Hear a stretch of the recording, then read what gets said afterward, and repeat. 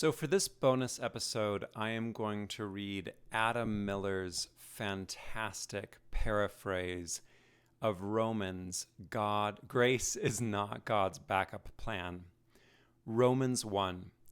A letter from Paul to those living at the heart of the empire. I am bound to Jesus, my rescuer. He called me to him. He sent me to you. He sifted me with God's good news. From the beginning, God promised to rescue us, and this promise was announced and written down and repeated by many people all over the world for a long time. Jesus is the living embodiment of this promise because he is flesh and blood, descended from great and terrible men, and still he was named as God's Son through a spirit that reached out and snatched him back from the dead. This same Spirit claimed me and then sent me to you. I've been sent to encourage your trust in the promise Jesus embodies and to embolden you to submit to its troubles. You too, regardless of your flesh, regardless of your weakness and ignorance, are called to bind yourself to Jesus. So to all of you loved by God, and thus to all of you called to discover what it means to be both human and holy, I wish grace and peace from God our Father and from Jesus my rescuer, to whom I am bound. I'm glad to be finally sent to you. I'm not ashamed of the good news I bear. It's the only thing that saved me from sleepwalking through my own life, broken-hearted and dead to the world. God's promise is powerful, and its power to rescue extends both to insiders and outsiders. God doesn't care which you are. Without waiting for you or checking your credentials, God has already bound himself to you. God's power to make things right is revealed when his trust meets your trust. As many have said for a long time, those who are set right and sealed to God are brought back to life by their trust. But if your trust fails and you suppress the truth, God's love will start to feel like an accusation. If, selfish and weak, you try to run from life and its troubles, you'll feel trapped and smothered by the gifts God is giving. Sin is this too proud denial of God's grace. It's this refusal to be sealed to God. Grace isn't God's improvised response to sin. Sin is our ongoing refusal of God's already given grace. Even for the selfish and weak, even without any supernatural epiphanies, what can be known about God and the life he offers is clear. It's been plain from the beginning. There's no mystery here. What it means to be alive is obvious. God's power and glory are already on display. Deny it if you want. But if you see what's given and then fail to respond to that grace with grace of your own, your mind will go dark. You won't be able to think straight, and you'll get stuck in your own head, left to cook in your own fears and fantasies. Claiming to be wise, you'll be an idiot. You'll have exchanged a life pulsing with spirit for a wishful menagerie of dead things and dying applause. If this is what you want, God's love won't stop you. He'll let you make the exchange. He'll let you bind yourselves to things that can't love you in return. He'll let you exchange love for lust. He'll let you exchange grace for money. He'll let you choose distraction and addiction. And then you'll simply get what you've chosen: envy, anger, gossip, frustration, vanity, etc. You'll implode. And though your life may go on, you'll be dead in a very real way. Chapter 2. Dead to life, you'll try to hide behind your judgments of others. But there's no excuse for judging others. There's no excuse for twisting God's commandments around.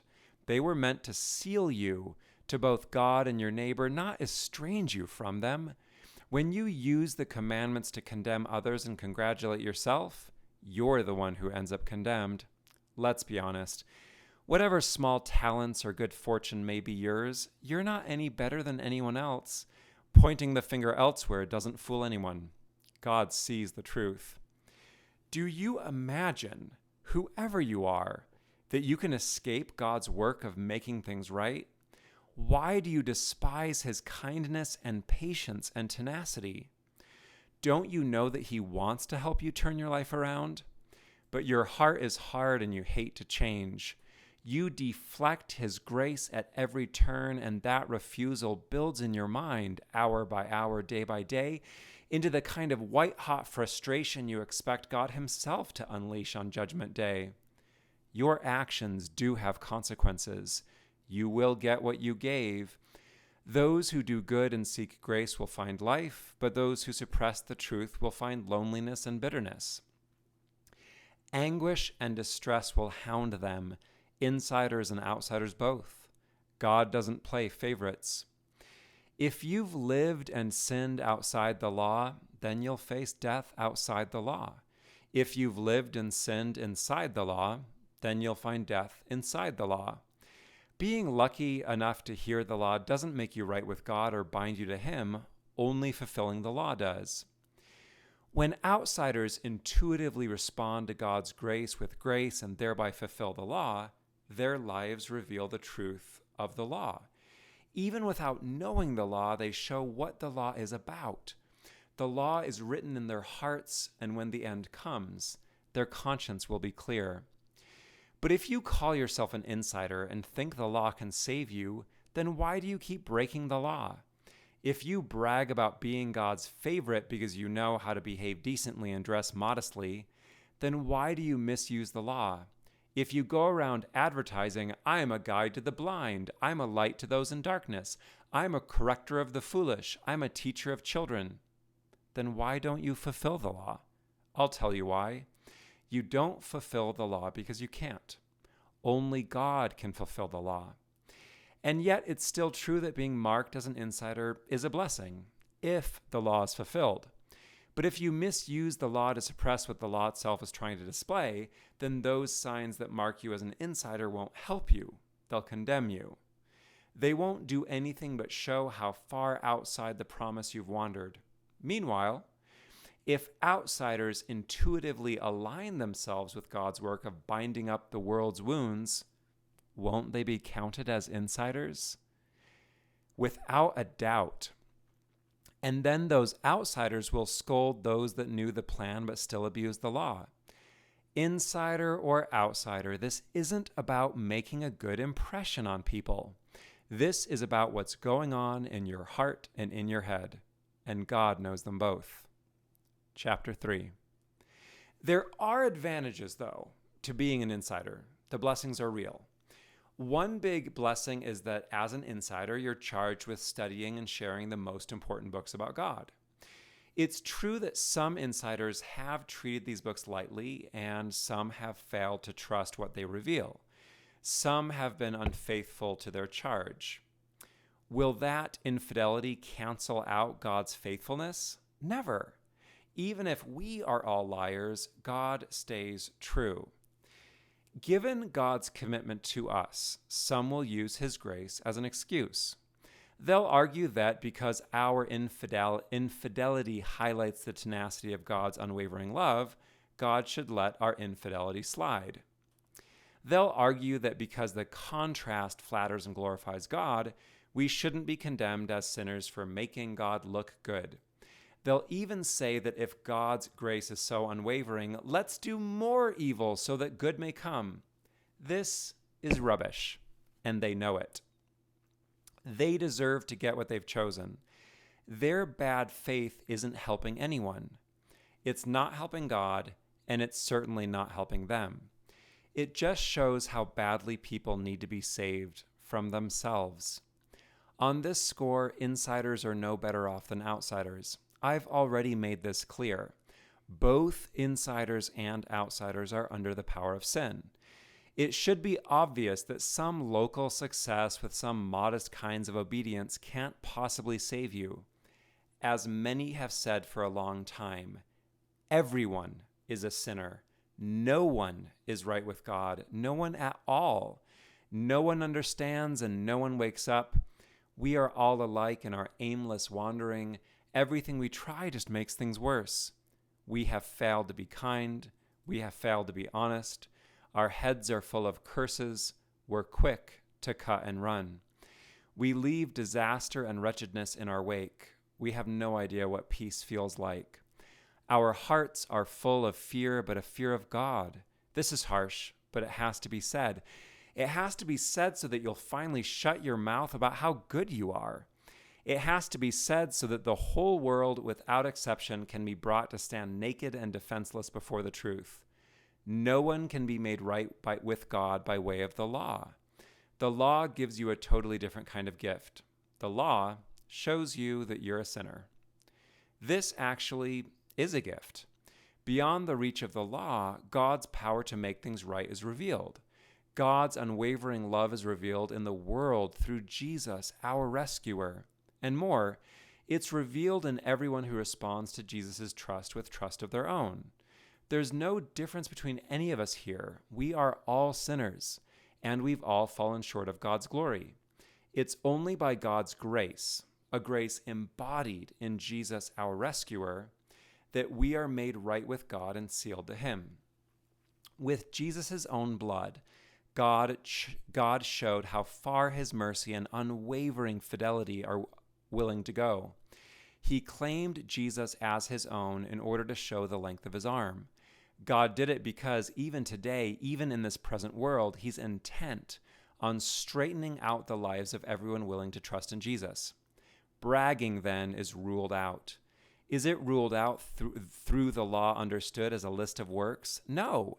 It's ruled out through a fulfillment of the law by way of faith. People are made right with God by way of faith. This faith is prior to and unbounded by the law it fulfills. God's love is not limited to insiders who have the law. God's love belongs just as much to outsiders who lack it. God is one. Insiders or outsiders, he'll put us all right by way of faith. Does faith abolish the law? No, that's ridiculous. The law can reach its end only by way of faith. The law was never meant for the sake of itself, and so it's impossible to fulfill it just by keeping it. The law was given for the sake of grace, and so, as a result, only grace can fulfill it. Be absolutely clear about this. Grace doesn't grease the wheels of the law. Grace isn't God's way of jury-rigging a broken law. It's the other way around. The law is just one small cog in a world animated entirely from top to bottom, from beginning to end, by grace. Chapter 4. What then should we say about Father Abraham? If Abraham was bound to God by his own works, he'd have something to brag about. But this isn't what they say about Abraham. They say Abraham trusted God and his faith put him right with God. Abraham's rescue was a gift. But when someone works for a living, their wages aren't a gift. Their wages are a debt. God, though, doesn't have these kind of debts. When it comes to being rescued, it's faith and grace that are decisive. David, that great and terrible king, says the same about how God makes things right. Blessed are those whose lawlessness is forgiven. Blessed are those whose sins are covered by God's grace. Blessed is the one that God doesn't count as a sinner. Only God's grace can cover your sins and count you as righteous. You can't do it yourself. The good news is that these blessings aren't just granted to insiders. Abraham shows how it works. Was Abraham made right with God before or after he made a covenant and became an insider? God did all of this before he marked Abraham as an insider. Only later did Abraham receive a formal token of the grace that sealed him to God. Abraham, then, is the father of everyone who lives outside the law, but still is bound to God by faith.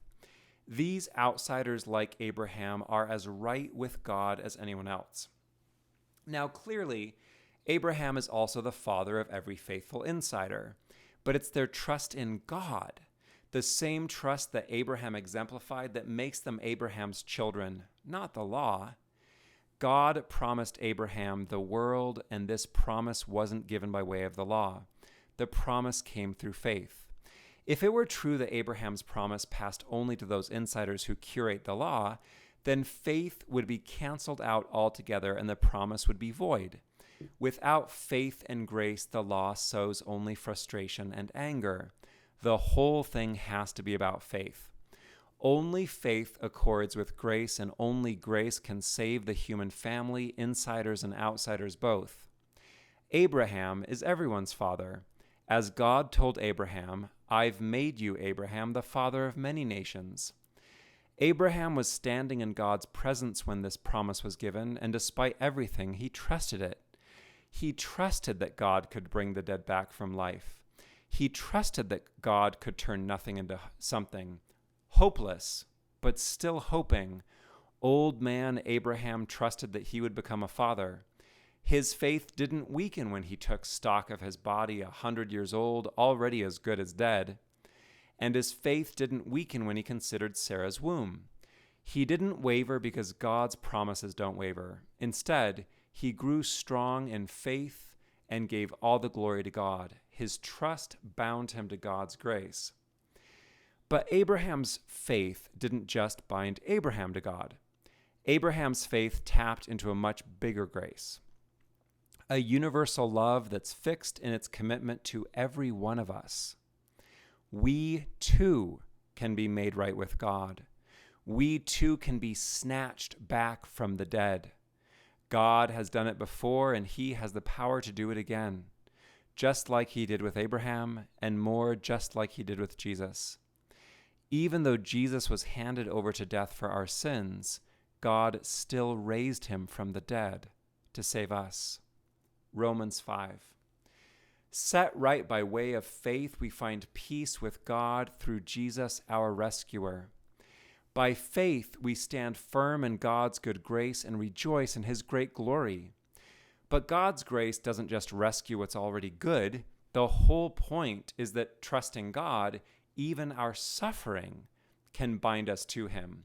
Suffering graces us with patience, and patience graces us with integrity, and integrity plants us firmly in hope. And this hope is more than just wishful thinking, because even in the thick of our troubles, God's love has already flooded our hearts, and his Spirit has already filled us with new life. While we were still weak, fearful, unfaithful, and numb to everything but our favorite distractions, Jesus sacrificed his life on our behalf. It's rare for anyone to sacrifice themselves for someone good, but what Jesus did is much rarer. He died to rescue sinners.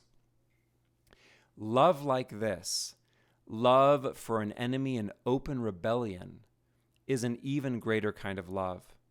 This love cost Jesus his life, but it also saved us from the wrath that accompanies sin. And if, living as enemies of God, we were reconciled to God by the death of his Son, how much more will we be set right by his life? A cascade of interlocking events has shaped our present world. Sin came into the world by way of human rebellion, and then death gained traction by way of sin, and now everyone has sinned and everyone is dying. We are all complicit. Insiders and outsiders, born before the law or born after the law, sin was at work in us all. Death reigned from Adam to Moses, and it reigned over everyone. Adam is the key. It all circles back to him. Never just one man. Adam is a type and a shadow. He's the everyman, the typological face of all humanity, and more, he prefigures Jesus. Adam casts a prophetic Jesus-shaped shadow. Adam and Jesus, dying human and holy Savior, are two sides of the same coin. You can't grasp one without the other. As death claimed all of us by way of one man's sin, so also has God's grace counterclaimed everyone through the one man, Jesus. From this one man, life and grace abound for many. But be clear that in this story, the law doesn't rescue anyone. Only Jesus rescues. Rather, in this story, the law, confirming the extent of our sinfulness, causes sin to ripen. But where sin abounded, grace abounded all the more, and grace, abounding, is what offers us a new life in a mended world. Chapter 6. Should we commit more sin then to invite more grace? Again, this is ridiculous. We've died to sin. We can't continue to live as if it owned us. When we were baptized into Jesus, we were baptized into his death. We were buried with him in the water, and so we were buried with him into death. Having died with Jesus, we were resurrected with Jesus. And without even waiting for us to leave this earth, our resurrection takes hold immediately. Immediately, the Spirit infuses our minds and our bodies with new life. If we are planted together with Jesus in the likeness of his death, we will be raised with him, both now and later in the likeness of his resurrection.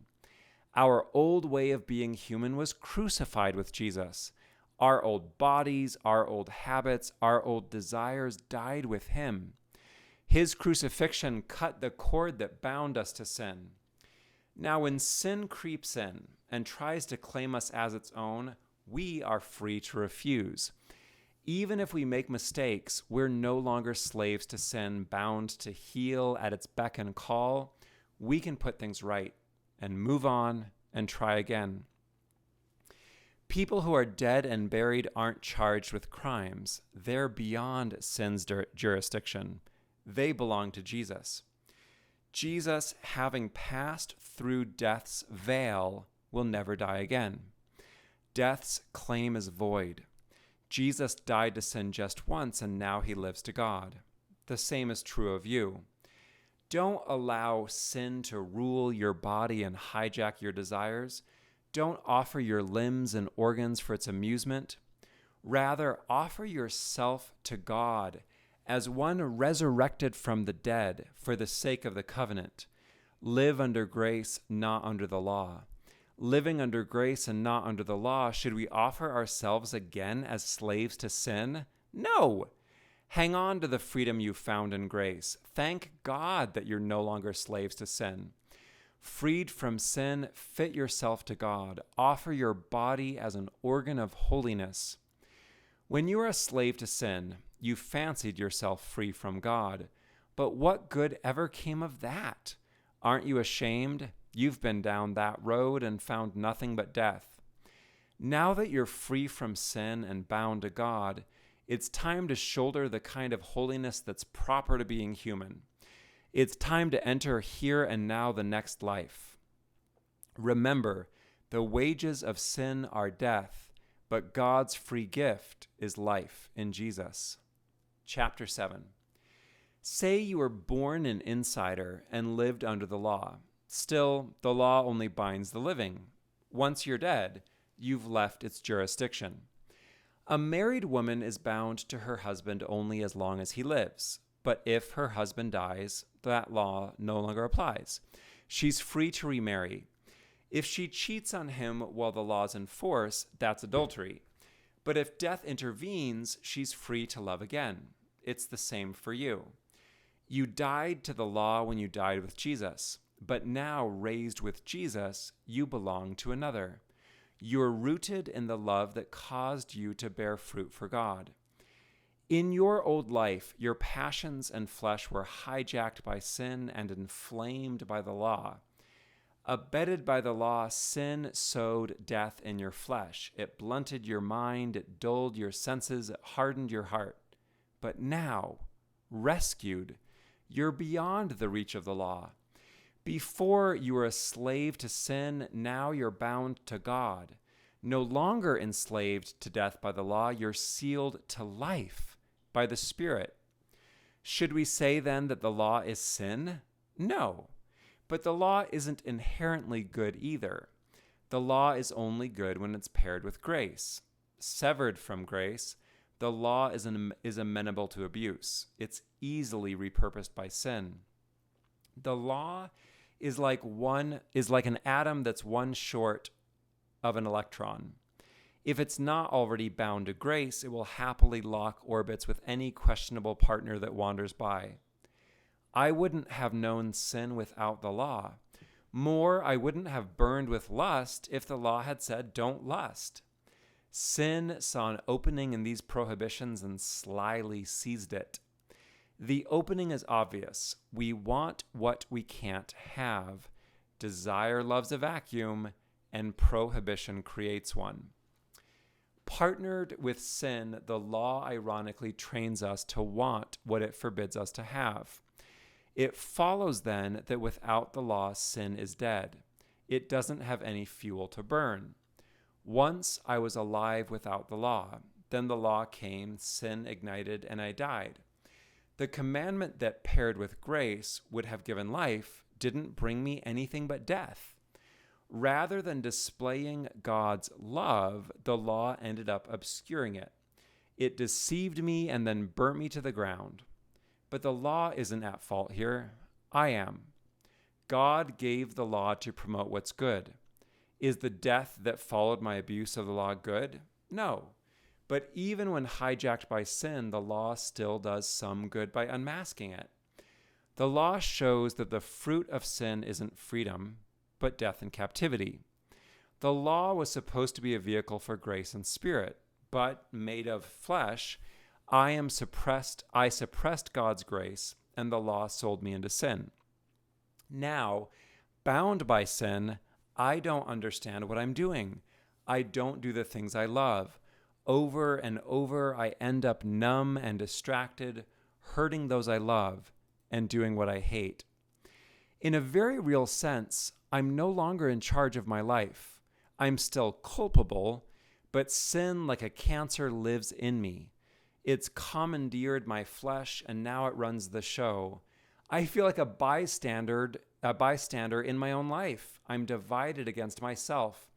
I can decide to do what's good, but I can't execute that decision.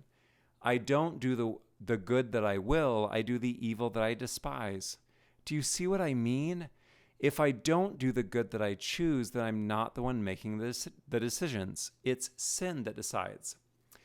Now, it's like a law all of its own that when I decide to do good, evil is what follows. Part of me loves God's law and is hungry for it. But this love for the law keeps getting subverted into an abuse of the law. My own limbs and organs rebel against my best intentions. They hold me hostage. What a miserable, powerless position to be in. You know what this feels like. Who can rescue us from these lifeless bodies? Only Jesus, to whom I am gladly bound. Romans 8. Through Jesus, God has done what the law on its own could never do. Because the law was given for the sake of grace, only God's grace can fulfill the law. It's delusional to think that keeping the law, even keeping the law perfectly, could ever fulfill the law. The whole law points to Jesus. So God gave his Son. He offered him up as a sacrifice. Jesus walked among us as flesh and blood, and as flesh, exposed the truth about sin and its abuse of the law. Extending God's grace, Jesus made it possible for the law to be fulfilled. He made it possible for spirit to manifest in our own weak flesh. God's grace isn't God's backup plan in case we can't keep the law. Grace was, from the beginning, the whole point of the law and the only way to fulfill it. Jesus brings this grace into focus. Those who pay attention to the flesh are mastered by flesh, but those who pay attention to the Spirit are mastered by Spirit. Focus on the flesh and you'll die. Focus on the Spirit and you'll live. In the first case, you'll find frustration and hostility. You'll be incited to rebellion. But in the second, you'll cultivate stillness and silence. You'll find peace. The good news is that having died to sin, you no longer trust in the flesh. You trust in the Spirit, and as a result, the Spirit of God lives in you. If you didn't belong to the Spirit, then you wouldn't belong to Jesus. If Jesus lives in you, then his Spirit will set you right and bring you back to life. The same Spirit that raised Jesus from the dead will just as surely raise you. And if you are here and now resurrected with Jesus and born of the Spirit, then you've become a son or daughter of God. The resurrection is binding, but it's not a new kind of slavery. When you were a slave to sin, you were filled with fear. But you returned to life, you received a spirit of adoption and cried out in recognition, Abba, Father. With this cry, the Spirit spoke through you and bore witness that you'd been sealed to God as a member of the family. And if you're God's children, then you're also God's heirs. You are heirs of God and joint heirs with Jesus. As long as you suffer with him, you'll be glorified with him. As long as you don't flinch from God's grace, that grace will flow through you. No doubt, our suffering is real. But this suffering doesn't come close to tipping the scales in relation to God's grace and the life that flows from it. Know, too, that even in this suffering, we don't suffer alone. The earth itself suffers. The earth has endured our greed and paid a steep price for our blindness. Even now it waits with keen anticipation for God to show his grace and save us all from sin. Agents of sin, we enslaved the earth and left death and decay in our wake. Infected with death's plague, we spread it. Now all creation groans in unison. Pregnant with a new heaven and a new earth, it groans with labor pains. Even now you can hear it moan. We too join the throng and groan within ourselves, hoping for a new life in Jesus, hoping for a spirit of adoption and the renewing of our bodies. We with the earth hope for reclamation. Left blind by sin, we hope for grace. We hope for a rescue we can't yet see. We pine for sight and pray for patience. We wait. Unable to see and unsure what to say, the Spirit comes to our aid. It takes our hands and lifts us up. And because we don't know how to pray, it prays on our behalf with groanings too deep for words. And then God, who searches all hearts, knows what we mean. God knows that when the Spirit pleads, it pleads for his children in line with his will. God can transfigure all things for the good of those who love him. He's been working on this for a long time. From the beginning, God wanted a big family. And so even before you existed, he knew you and started shaping you into the image of his Son. From before you were born, he marked you and called out to you, and those God calls, he sets right, and those he sets right, he fills with glory. What then should we say? If God is for us, who can be against us? God hasn't held anything back. He sacrificed his own Son and gave him up to death. Why then wouldn't God give us every grace? And who has the right to accuse us when God has claimed us? God himself has sealed us and set us right. Jesus, our rescuer, Jesus who died yet now lives, sits on God's right hand and prays on our behalf. What could divide us from such love? Hard times or heartbreak or prejudice or hunger or old age or sickness or war? No. God's love will conquer all these things. Nothing can resist his grace. I know in my bones that neither life nor death nor angels nor rulers nor the present nor the past nor the future nor powers nor height nor depth nor anything in all creation can divorce us from the love of God displayed in Jesus. Romans 9. I'm telling the truth. The good news is no fable, though, as my conscience bears witness, there have been casualties. My heart breaks for those who continue to deny God's grace. If I thought it would help, I would go into exile with them. Adoption, glory, covenants, priesthood, law, ordinances, God entrusted these to the insiders. He entrusted these to Israel. Abraham is literally their father, and Jesus, our rescuer, their brother. And yet, despite what God entrusted, they failed to trust God in return. Denying God's grace, they faltered. Does this mean that God's promises have also faltered? No. It means that despite the promise, not all insiders are willing to live by grace. Many want to live and die by the law. Many of Abraham's children refuse to be counted by way of faith as Abraham's seed. Being an insider isn't enough to make you part of the covenant family. Pedigrees and good manners and respectable clothes and properly signed documents aren't enough. Only a willingness to trust God's promise can make you Abraham's seed. Abraham and Sarah trusted God's promise, and so he gave them a child. And more, this same promise was extended to Isaac and Rebekah. Rebekah was expecting twins, and even before they were born, even before they had a chance to do anything good or bad, grace divided them. God told Rebekah the older son will serve the younger. God worked this out on the basis of his call, not on the basis of their birthright. As many have said for a long time, God loved Jacob, not Esau. Does this make God unjust? No. But grace can be hard to explain. It's a mystery why some people have every advantage and others are born homeless or stricken. As God opaquely informed Moses, these things will be decided the way they get decided. Certainly, it's true that so many of life's favors and troubles have nothing to do with what we've earned or deserved. They come and go indifferent to us with a logic of all their own. If this is the case, then why does God still judge people? Well, to start with it, what do we really know? Who can say why some mercies are taken or some troubles given? Things are more complicated than we like to meet. The universe isn't a giant vending machine immediately dispensing to each what they think they deserve. The universe is more like a potter's wheel, and you are the pot. It's not the pot's job to question the work of the potter. The potter will shape the clay according to his own purposes, balancing all kinds of unseen goals and forces and frictions.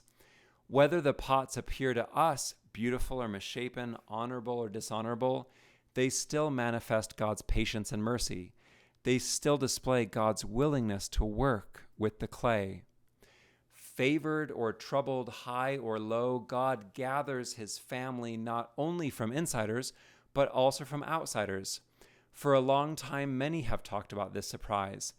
God told Hosea, "These who once were mine, I will call not mine, and those who were unloved, I will now call beloved. And those who weren't insiders, I will call children of the living God." 27 and 29 Isaiah says, "Even if the insiders number more than the sands of the sea, only a remnant of them will be rescued. God will sort them out quickly and decisively. The outsiders who never dreamed of being heirs to God's promise have now received the promise. And more, they've received it by way of faith. Many insiders, though, want to make everything about the law, and even with all that effort, still never managed to fulfill it. They failed to see that the law was about grace. They treated the law as a list of works rather than as an occasion for faith. What was meant to be a stepping stone became a stumbling block. And then, stumbling over the law, sin seized them. But this is what we'd been told to expect. I'm setting in Zion a stone that will make insiders stumble. I've put a rock on their path that will make them fall. But those who trust this gift will never be ashamed.